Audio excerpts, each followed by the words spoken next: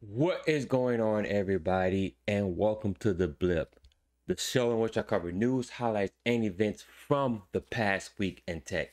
If you want to stay up to date with tech news, make sure you hit that subscribe button and don't forget to hit that notification bell so you don't miss any of the new content that I put on the channel.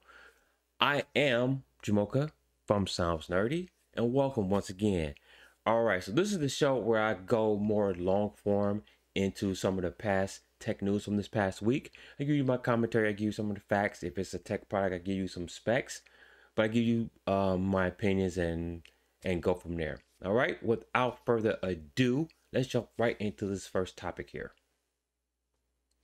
Okay, Facebook. Yes, Facebook is back in the news once again. This time here, this right here, you can see leak files show Facebook is in crisis mode over losing young people. Yes, so Facebook, as most of you know, is generally geared towards the older crowd. They're having a problem trying to get younger kids, teenagers to use their platform. But as you know, most of the young kids are actually flocking to other platforms. So let's dig into this a little bit more here. Let's read here. So teenage users of the Facebook app in the US has declined by 13% since 2019. Again, no surprise. And we're projected to drop 45% over the next 2 years. That is a huge drop for Facebook. I'm actually surprised that there are that many teenagers using the product. As we know, Facebook has the label of being for your mom and your dad or your grandma, for them to share pictures or whatever. So that's why young people are not using it. They don't want to be on the same platforms with their parents. So, driving an overall decline in daily use in the company's most lucrative ad market. Young adults between the ages of 20 and 30 were expected to decline by 4% during that same time frame. Making matters worse, the younger a user was, the less on average they regularly engage with the app. So again, young people, even if they are on the app, they're not engaging with it. And part of the reason why is their friends are not on there as well. So there's not much for them to do. All right. Yes, the aging up thing is real. Obviously, referring to aging up, people who are actually using it, the older people, eventually they're going to, you know, get old and stop using the platform, as well as with the younger people. When as they get older, they're not gravitating towards Facebook again. They're gravitating towards other platforms here. And let's go down here. um Most most young adults perceive Facebook as a place for people in their 40s and 50s, just like I said here. According to the presentation, young adults perceive content as boring, misleading, and negative, which Facebook has been accused of, or actually it's been proven that they actually curate content on their platform to provoke negative thoughts, negative conversations. So Facebook has been, this has been shown by Facebook. The March presentation to Cox showed that in the U.S., teen acquisition is low and regressing further. Account registrations for users under 18 were down 26% from the previous year in the app's top 5 countries. For teens already on Facebook, the company was continuing to see lower or worsening levels of engagement compared to older cohorts. So again, younger people are not using Facebook. We know that young people are gravitating towards Instagram, TikTok, and Snapchat. And even actually on Instagram, Facebook is also noting that the younger users' engagement is actually dropping on Instagram. So so even with Instagram, they're not doing that good with the young people. Again, TikTok is really kicking their butt, and obviously Snapchat, that is where all the younger people are flocking to. All right, let's move on with some more Facebook news. Also this week from Facebook, they changed their name to Meta, if you haven't been aware. So they focuses on the metaverse, and they had a conference called Facebook Connect, where they announced a lot of products. I will get into that. So very quickly, metaverse, if you're not familiar with it, it's like a digital world where you go in and pretty much experience and do a lot of things in the virtual world, whether it be shopping, playing games, chatting with other people.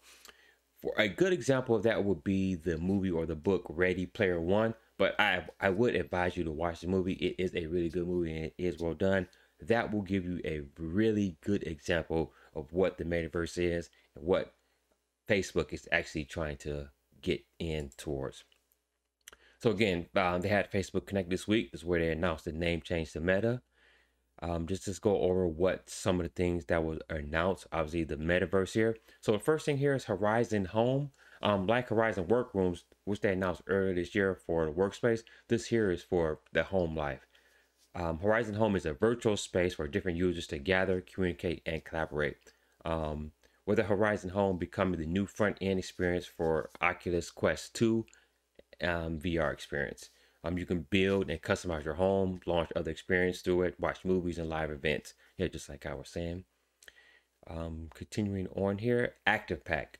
So fitness is a major focus for Oculus this coming year. It was not surprising that during the Connect, Facebook announced the Active Pack, a set of Quest 2 accessories coming to the Quest next year. Also, Project Cambria, sorry.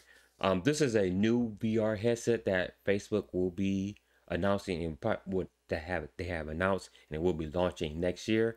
So it's supposed to be an upgrade to your old Quest 2 VR headset.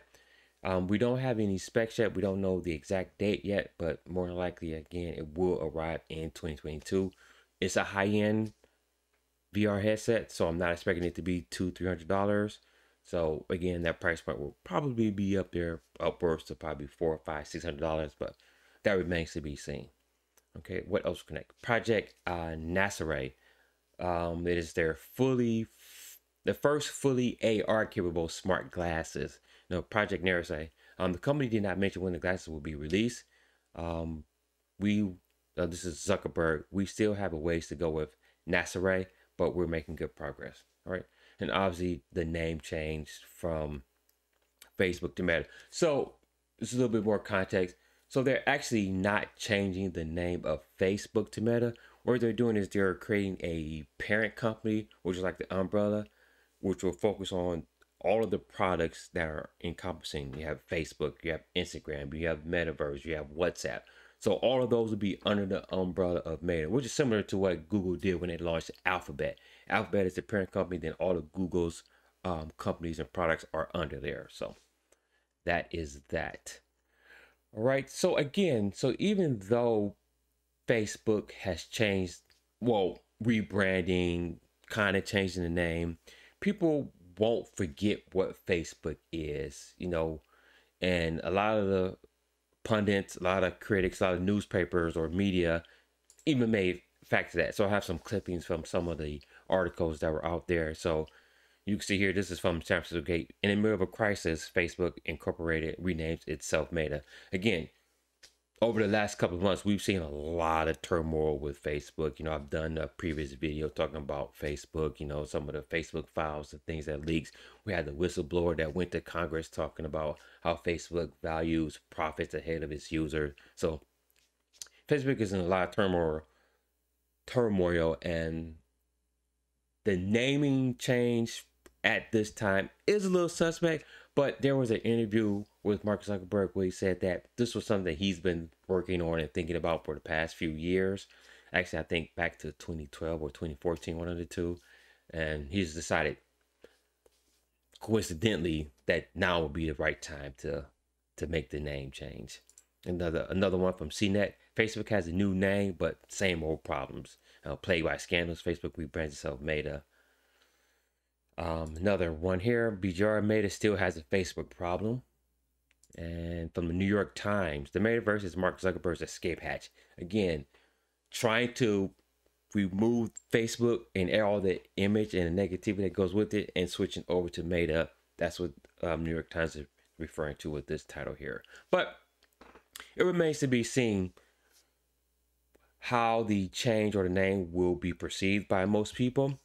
But the overall scheme, like I said, the reason why they're changing to Meta is because it's to encompass all of the products they're working on, and they're pushed into the multiverse or the metaverse that they're trying to get all of us to get sucked into. I'm going to say I'm not a huge fan of the metaverse or the multiverse because it gives tech companies like Facebook and other companies too much control over your digital life. and if you're connected to there, they can easily shut you off. Let's just say, for instance, if everything moves towards the metaverse, where I have to do my online shopping, my banking, or whatever. Let's just say if I don't like to play by the rules, they can kick me off the platform, or as we've seen, people being banned from different platforms just based on things that they said, their political beliefs. Is that also going to transfer to the metaverse? More than likely, if Facebook has their way, whatever, I'm sure they will have some type of content moderation, censorship.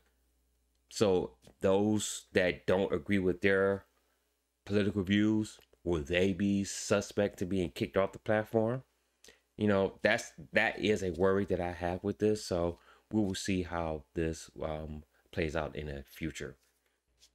All right, let's switch gears and let's move on to Google. As you know, this week the Google Pixel 6 was announced this week. It was not announced, but it did launch this week. It was announced a couple weeks ago, but it's actually available for purchase right now. Let's move on to this. So the Google purchase is now available. So it starts off at a very low price of $699. Then it goes up to, if you get the Pro version, it goes up a little bit more higher than that, and depending on the size of the storage that you get with the phone. And speaking of the launch of the phone, oh, very quickly, just a little bit of the specs real quick. It features a 4600 milliamp battery. Google's obviously their new Tensor chip, which is their system on their new chipset that they're using to power the Google 6 Pixel devices. 6.4-inch OLED screen with the full HD plus. That was the Google Pixel 6. This Pixel 6 Pro features a 5003 milliamp battery, 6.71-inch display, and has a QHD resolution, and it has a 120 hertz display, whereas the Google Pixel 6 has a 90 hertz display. Let's move over here. So obviously when the phone was launched, it had high demand.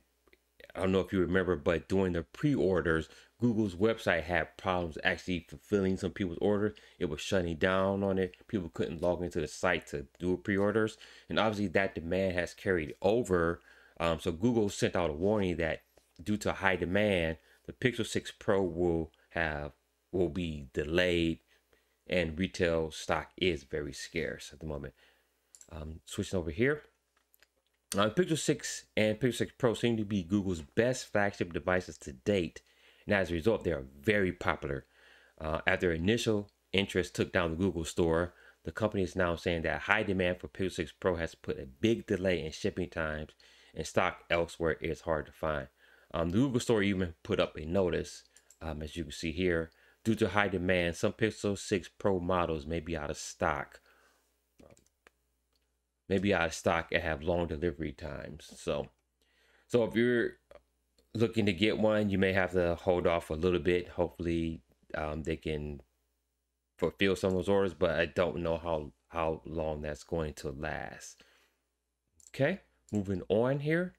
Again, more Pixel 6 news. The Pixel 6 benchmark scores crushes all other Android flagships. So if you're a Samsung user or a Huawei or any other Android phone, then apparently the benchmarks here for the Pixel 6 are doing some pretty big things. And Google has actually managed to create a very good chipset with the Tensor 6. With the Tensor, I'm sorry. Okay, here, the Pixel 6 series is finally official, which means you can already buy the handset in stores if you can find it in stock. All right, let's move on, just get to the performance here. So there is the sorry, I'm having trouble pronouncing this. I don't know why. The Google Tensor SoC GPU performance is the best of any Android SoC so far. The only question left is efficiency and sustained performance. So we'll see how it plays out. But the real surprise comes from the Pixel 6 GPU. The phone outscores every Android flagship in the 3D Mark wildlife test, including the Snapdragon 888, which powers a lot of the later Samsung phones like the Galaxy Z Fold 3 or whatever. And this was obviously, that's something we verified doing our review. So a Redditor who received the Pixel 6 early ran the test and published results online even before reviews came out. They showed that the Pixel 6 GPU does better in benchmarks than any other Android flagship you can buy today. So again, the Pixel 6 GPU is doing really good things. Hats off to Google for actually creating a product that is really living up to all the hype. So if you're a Pixel 6 user or you want to get your hands on one, this should be exciting news for you. All right, let's get into some Samsung news. So my last story, I talked about how the Google Pixel 6 flagship phone, their sensor, their GPU is outperforming all Android phones on the market today. So we have some rumors about the Samsung Galaxy S22. This will be obviously coming out probably early next year. Right now, what I have here is just some of the specs they have leaked in full. So let's check out that real quick. So this is from PocketLint. The Samsung Galaxy S22 Ultra camera specs have leaked in full. You know, there's not much change from the S21 here. You can see here that this is according to a tweet from a prolific leaker, Ice Universe. He's on Twitter. The S22 camera are as follows. You have the 108 megapixel camera. This is an improved version of the HM3. You also have obviously a 12 megapixel. You have a 10 megapixel and then another 10 megapixel camera as well, covering all four of the cameras in the phone. The fourth camera setup will be led by the 108 megapixel primary sensor with a aperture of 1.8 and 85-degree field of view. Then obviously you have the 12 megapixel ultra wide, which will give you 120 degrees field of view. Then you have the 10x periscope zoom lens and the 3x optical zoom, both with 10 megapixels. So there is a camera leaks so far. So I will expect more leaks to be coming down the pipeline as we get closer and closer to the reveal of the S22. Another in related news to the Galaxy S22, it is reported that the phones will run on obviously the Exynos 2200 and then obviously the next version of the Snapdragon 898. Samsung will reveal the AMD powered Exynos 2200 soon. This could be the new Exynos processor with the 5G modem built into it, as mentioned before. The same chipset is said to run on the Galaxy Tab S8 Ultra and S22 phones. Last month, the Samsung Galaxy S22 Plus Exynos 2200 version hit Geekbench. Frequency data were revealed. With the Exynos 2200 SoC ray tracing may be coming to smartphones. So that is good news for smartphones. That's going to give you better graphics, better fidelity for when you're playing games on your phone, for those of you that do. So that will be good to see. What's more interesting is that the Exynos 2200 may also be used for ARM-powered Windows laptops. It's like the Apple M1 chip that's now used on MacBooks and iPhones. This could mean the Exynos processor will be really powerful. So that would be good to see. All right, folks, and that is all the news I have for you this week on my show. I want to thank you once again for checking out this video. If you like tech news, make sure you hit that subscribe button. Also, all of these stories that I show here are featured on the website, soundsnerdy.com/news. There, I curate news every day. Tech news from across the web. I gather news from dozens of websites, bring it to you in one convenient location, soundsnerdy.com/news. So if you want to stay up to date with the latest tech news, make sure you head over to the website and check it out and sign up for the newsletter as well so you can get news straight to your inbox. And don't forget to check me out on social media. All my links will be down in the description below. Follow me on Twitter, follow me on Gab. And until the next video, guys, stay nerdy.